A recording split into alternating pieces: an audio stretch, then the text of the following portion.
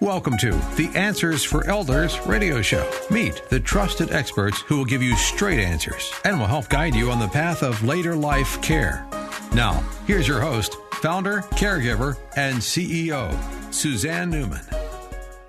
And welcome back, everyone, to Answers for Elders Radio Network. And we are celebrating joy by the gift of song, and that is coming to the greater Seattle area in the eyes of in the umbrella of Encore Creativity, which is a nonprofit organization that has been sweeping across the country, now coming to our Puget Sound area. And we are honored to have Dr. Natalie Lerch with us this hour. And Dr. Natalie, thank you for being here with Answers for Elders Radio. We're really excited to talk to you. Thank you so much. This is a wonderful program and opportunity, and I love the idea of collaborating. That's my I do too. So we'll definitely do some collaborating, because I think this what you're doing, obviously, to now I've shared all my my emotional warm fuzzies about my experiences with choirs. And so Dr. Natalie, tell us, I know all about you because I've researched you because I'm having you on my show, but I would love to have our listeners learn a little bit about your background. Well, okay. My background actually started, I started singing because I grew up in the Mennonite church. And the Mennonite church in Ohio is all about a cappella singing.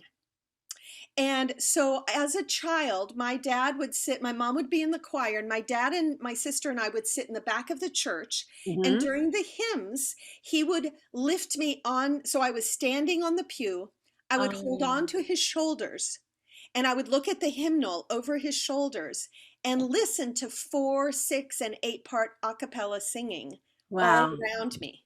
That's what I grew up in. My sister is a professional violinist, and I continued in the professional vocal. So that is incredible. That's kind of the start of it all. My parents, when they gave us music lessons, because they wanted us to understand music, neither of them were really taught.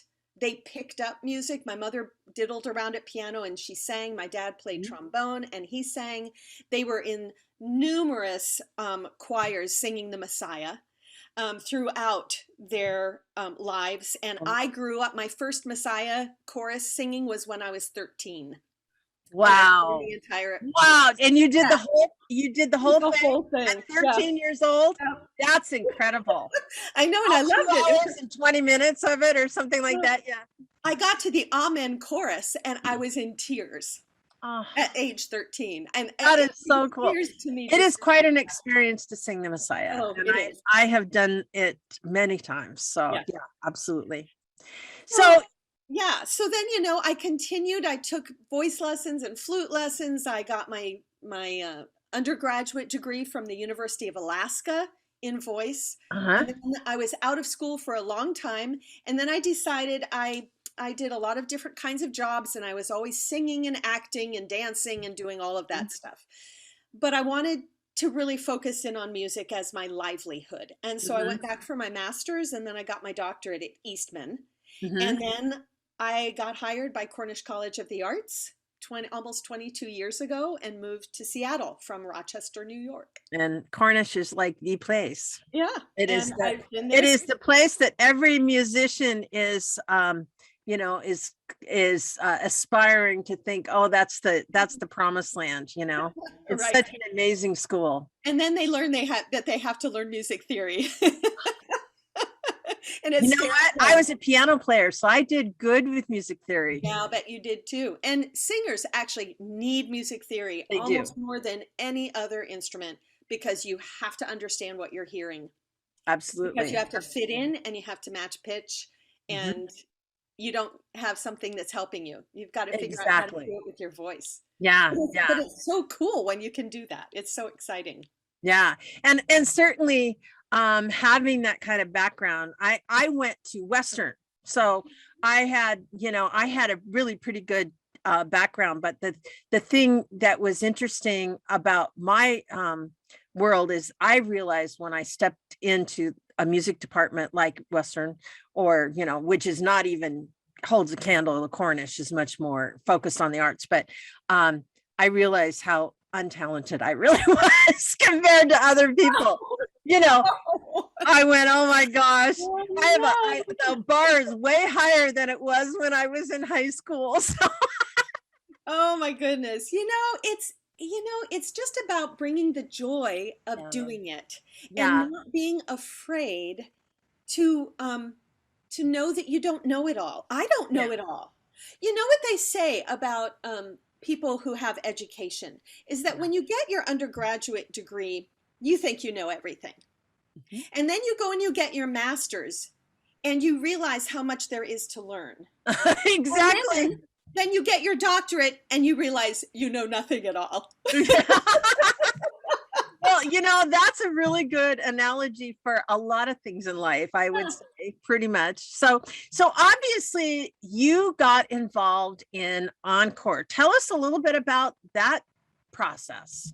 Well, I was I teach a pedagogy class at Cornish. And so I was inviting guests to talk to our students about different pathways that they might take when they graduate, different ways to use their music degree to create a career, because we all know there's no one path. You get to find your niche, you get to create things.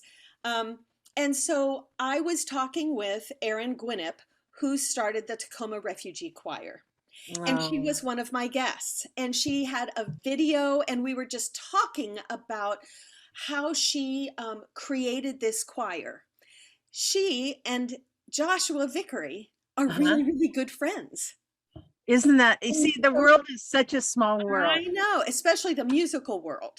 And so Erin introduced me to Joshua, and Joshua and I started talking.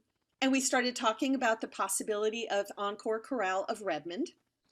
And then I actually got hooked into Encore University and started teaching a class this summer called Shakespeare's Women in Opera.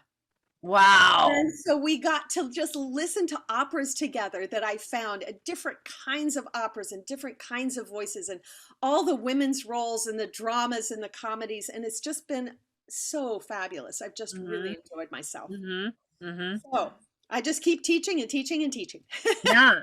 And so obviously you were introduced to Joshua, and that's obviously why we are blessed to have your organization in this community. And you're going to be starting your first group this fall. Is that correct?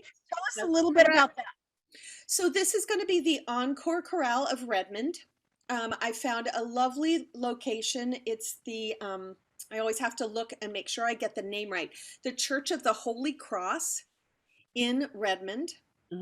It's a kind of I think that's kind of a central location for the East Side. I live in Kirkland, so it's an easy zip across 124th. And what we're going to do is we're going to meet on Thursdays from 2 to 3:30 and get together and share music. Fabulous. I know a lot of people worry about not having the right experience, or not knowing how to read music, or not knowing whether or not they can match pitch. Doesn't matter. If you want to sing, please come and join us, because that's where you learn how to match pitch. You learn how to listen. You learn what these other people are singing. And oh my, I can actually harmonize with that. And you learn to blend in a choir. And you learn, I know for me, when everybody laughs when I tell them that I majored in music, but the thing that was amazing, but for what I do now, you better believe that a lot of things that I learned in college has taken me to this point, because I'm a performer, the same kind of thing. It's just, you pull the things that you're good at, it pulls those things out of you. And I think that's one of the amazing things about music, for sure. So in that process, so you started, I'm assuming, forming this group earlier this year. Is that correct? When did you kind of get involved? We started talking about this in March. And I started not too long ago. Not very long ago. I started researching things in April. I got the locate. I felt like I had to find a venue, because if you want to get people together, you've got to have a place to do it. And that's always what's hard to do. Yeah. Is finding a place. And I found the church, and they were really open to it. And I talked with the pastor, and I talked with the music minister, and they were just really enthusiastic about contributing to the community by hosting us. So that was the first step. Then I started kind of researching different senior centers, retirement communities, trying to make some inroads, which has been, I finally got some phone numbers, and I was able to make some phone calls and met with a lot of enthusiasm. Getting to that point, trying to get into the activities director and get on that side of it was a little bit tricky. And since I'm new at this, I wasn't always doing it very efficiently. So now I've got somebody like me for. I know them all. That's right. Yay! You can help me with that. Yeah. Now it's just making connections and getting people to understand that this is not going to be scary. No. I'm going to help everybody breathe better, listen better, have really great posture, feel comfortable. One of the most important things really about this group for me is collaborating and community. Yeah. And so I want people who are looking for a community to feel welcome, to come and enjoy the music, learn how to sing or learn how to sing better, to explore music and really enjoy singing with other people. There's so much. We're each an individual, which is so exciting, but we can also join our voices together and become more. So if we want to get involved, Dr. Natalie, how do we do so? Go to EncoreCreativity.org and look for the Encore Chorale of Redmond. There should be registration information there. You can come to the first 2 rehearsals without committing. Just That's come wonderful. On Thursdays at 2:00. You can meet me, see if you like my style.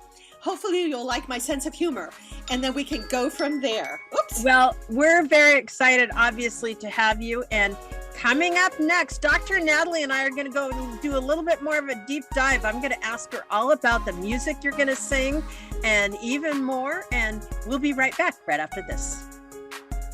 We at Answers for Elders thank you for listening. Did you know that you can discover hundreds of podcasts in our library on senior care? So visit our website and discover our decision guides that will help you also navigate decision making. Find us at answersforelders.com.